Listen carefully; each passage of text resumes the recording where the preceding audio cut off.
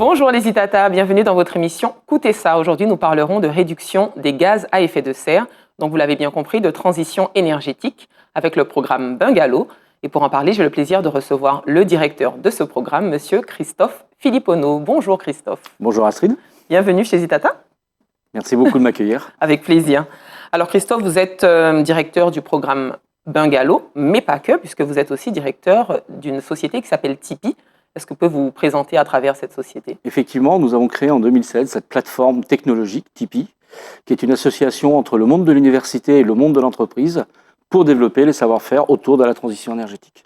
Alors, quand vous dites développer les savoir-faire, un mélange du monde des universités et du monde de l'entreprise, donc il y a de la formation. Donc effectivement, et de la recherche. Effectivement, vous avez tout compris, Astrid. On travaille sur la partie recherche et développement, que l'on transforme pour aboutir à avoir de meilleures connaissances et compétences. Et ensuite, on transfère ces compétences et connaissances par le biais soit de la formation ou de l'ingénierie. Donc vous êtes dans le bâtiment durable, c'est ça? Nous sommes effectivement dans le bâtiment durable, donc que l'on veut désirable. Très bien. Alors oui, vous dites aussi dans le projet que c'est, comment vous le dites, c'est bien construire pour mieux vivre. Donc on parle de santé dans le bâti, c'est ça? Exactement, et c'est surtout par cette formule-là, on veut attirer l'attention sur le fait qu'un bâtiment n'existe que par ses usagers et qu'il faut d'abord prendre contact avec les usagers pour mieux comprendre leurs attentes et leur répondre.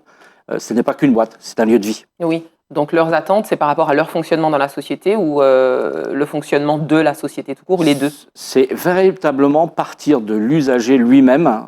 La partie constituante, l'élément essentiel de la société, c'est l'usager, c'est la personne, et donc on redescend, nous, au niveau de la personne pour pouvoir développer des services. Très bien. Alors parlons du programme Bungalow. Qu'est-ce que c'est exactement que ce projet? Alors ce programme Bungalow, il est né d'un constat, c'est que effectivement, on a dans le monde de l'hôtellerie des gens qui sont très professionnels pour développer des services, développer l'accueil de leurs clients, etc. Mais ils subissent la gestion de l'énergie. C'est une charge pour eux et non pas une solution.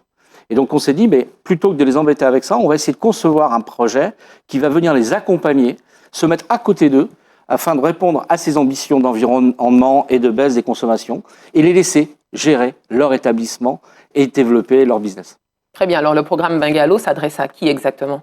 Alors le programme Bungalow s'adresse aux hôteliers professionnels.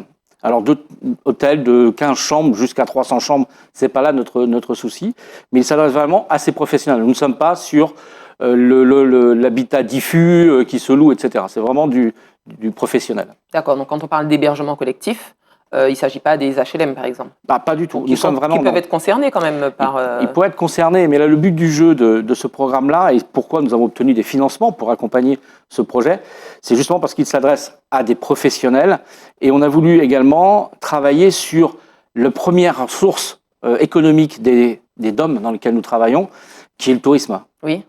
Et c'est pour ça qu'on a choisi ce thème-là et la partie hôtelière pour justement toucher le plus grand nombre dans les DOM. Alors c'est vrai que le secteur touristique, c'est à peu près 8% des émissions de gaz à effet de serre. Et effectivement, c'est effectivement beaucoup, d'autant plus que pour beaucoup, c'est 8%, y compris le transport, mais ce n'est pas le cas. C'est vraiment 8% lorsque vous êtes sur le site touristique. Alors, qui dit transition énergétique, dit travaux, rénovation, comment on est accompagné en tant qu'hôtelier, par exemple, comment je peux être accompagné pour remettre tout ça en place, parce que j'ai bien envie, mais je n'ai pas forcément les moyens ou le projet de faire tout ça. Alors, ce qu'il faut savoir, c'est que ce programme-là, généralement, lorsqu'on parle de transition énergétique, d'économie d'énergie, on parle de technique. Et moi, je pars du principe qu'effectivement, pour pouvoir faire des économies, il faut compter, il faut avoir de la technique, oui. Mais pour être performant, il faut être sachant. Et vous comprenez tout de suite la jeunesse du projet, puisque le projet rebase sur 5 thématiques. On va effectivement faire un audit de l'établissement pour voir le T0 dans quelle situation il est. On va l'instrumenter pour lui permettre d'avoir des indicateurs de pilotage de son bâtiment. Je prends toujours le parallèle de la voiture. Il ne viendrait pas l'idée de prendre une voiture sans tableau de bord. Oui, mais par contre, un bâtiment, on peut le prendre sans tableau de bord. Okay. Comment vous conduisez un bâtiment si vous n'avez pas de tableau de bord? Donc on va mettre en place tout un outil de tableau de bord pour l'accompagner. Et avec tout ça, on va analyser et on va proposer des améliorations techniques. Peut-être pas grand-chose techniquement au départ, voire des grosses installations pour améliorer la solution. Mais ça ne suffit pas. Il faut que les gens soient sachants, ce que je vous disais tout à l'heure. Et donc à partir de là, on adosse à cette partie une partie formation. D'accord. On ambitionne de former 40% du personnel aux éco-gestes, à l'accompagnement des clients pour qu'ils agissent convenablement. Et en finale, on va aller jusqu'à la sensibilisation de la clientèle pour lui permettre de faire voir que ils peuvent être aussi acteurs de l'économie, acteurs de leur environnement, et favoriser en même temps pour l'hôtelier le fait qu'il ne fait pas du greenwashing, mais que c'est des vrais travaux d'amélioration pour aller vers un monde meilleur. Donc finalement, toute la chaîne est concernée. Il ne s'agit pas juste du directeur de l'établissement, mais les salariés aussi doivent jouer le jeu. De la femme de ménage, technicien, à la direction. On ne fait pas les mêmes formations, on n'attend pas les mêmes gestes, mais il nous semble que pour que tout cet investissement qui est fait ait du sens, il faut qu'il touche le maximum de monde.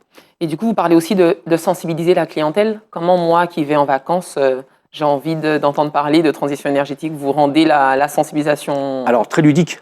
Ok. D'accord, très ludique, parce que si on est donneur d'ordre ou de leçons, ça ne marche pas.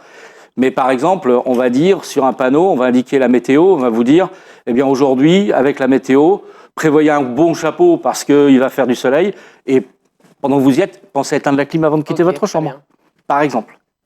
Ok, des petits gestes, des petits éco-gestes qui vont apporter leur touche. Il ne faut pas négliger les pas de fourmis.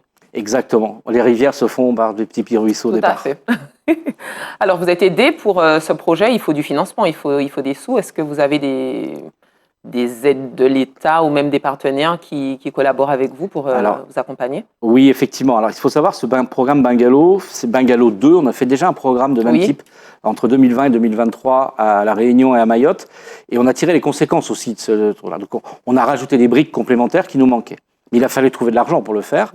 Et on a la chance, c'est qu'on a des programmes de certificats d'économie d'énergie où l'État lance des appels à projets pour aider à ce développement. Donc on a répondu à cet appel à projet et l'État nous a fait confiance et donc nous bénéficions d'un financement non négligeable puisque tout ce que je viens de vous parler, tout ce que je viens de vous présenter pour l'hôtel, ça va lui coûter, entre 3 et 4 000 euros de participation parce qu'on ne veut pas que ça soit gratuit. Ce qui est gratuit n'a pas de valeur. Donc on demande dans son engagement qu'il ait une petite participation, mais elle est dérisoire par rapport à tout l'investissement qu'on va mettre dans son établissement, et cela pour une période de 3 ans.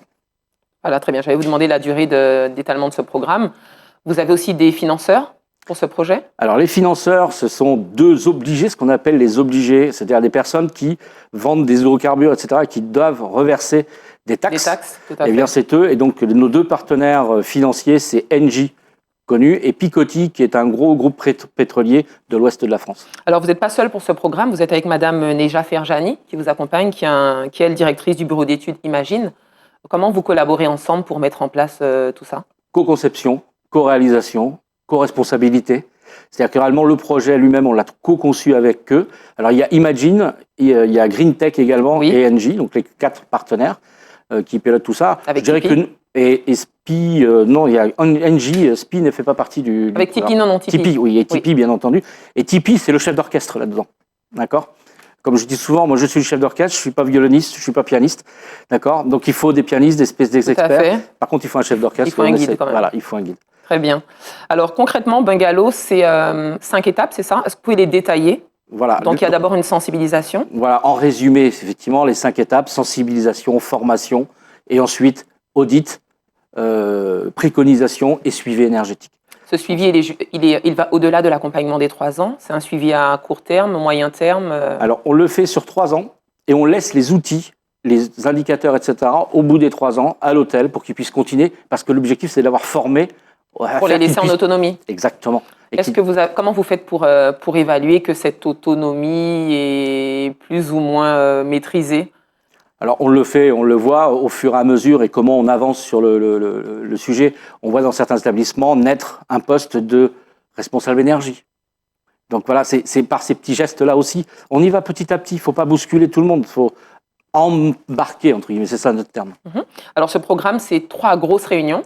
Vous avez une première réunion en Martinique mercredi 29. Comment ça s'est passé? Comment elle a été accueillie?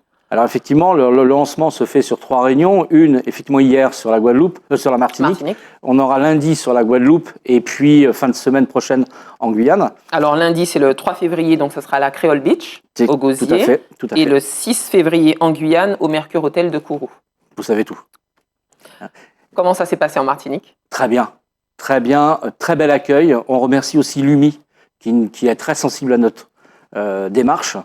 Et effectivement, ça va au-delà de nos espérances puisque Dans le programme, pour la partie Caraïbes, nous avons 30 hôtels pour la Guadeloupe et Martinique à accompagner, le budget pour accompagner 30 hôtels. Donc 15 normalement pour la Martinique et 15 pour la Guadeloupe. Nous avons déjà hier 5 établissements à la fin de notre présentation qui ont signé la convention. Très bien, une bonne nouvelle. Quel type d'acteurs sont attendus dans ce genre de réunion? Alors, les acteurs dans nos réunions, ce sont véritablement les propriétaires ou exploitants d'hôtels, de toute taille. C'est pour ça que je fais attention.